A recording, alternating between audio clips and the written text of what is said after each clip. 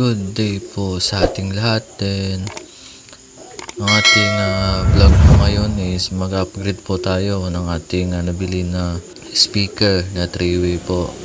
So, yan, yung mid-range is kailangan natin palitan kasi pangit yung output o tunog.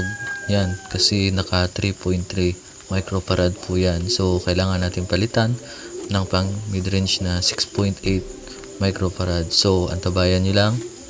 Time-lapse.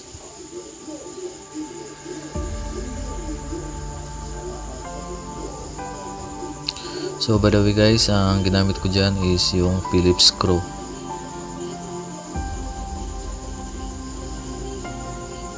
At yun, konting likot lang.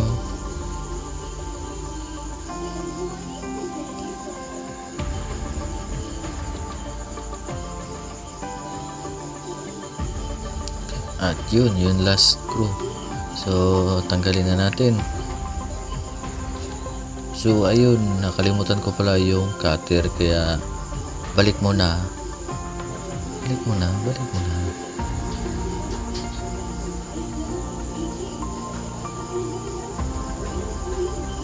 At here we go. Nakuha ko na, tapos pinutol yung wire.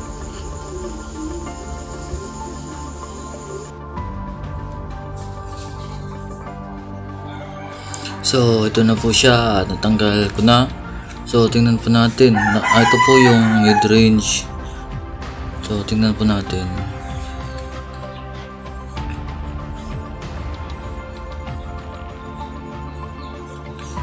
Naka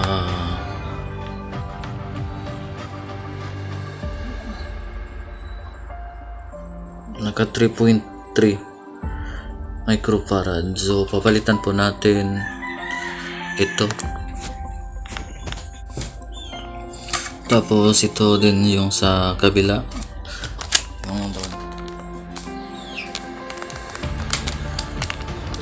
Papalitan natin. So bali dalawa po ang ating ipapalit. At dalawa din ang ating. Tapos ito po yung ating ipalit. Yung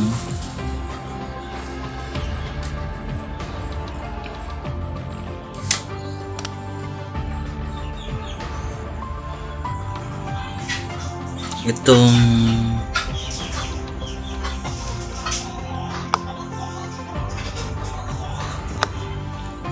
6.8 po ang ating papalit.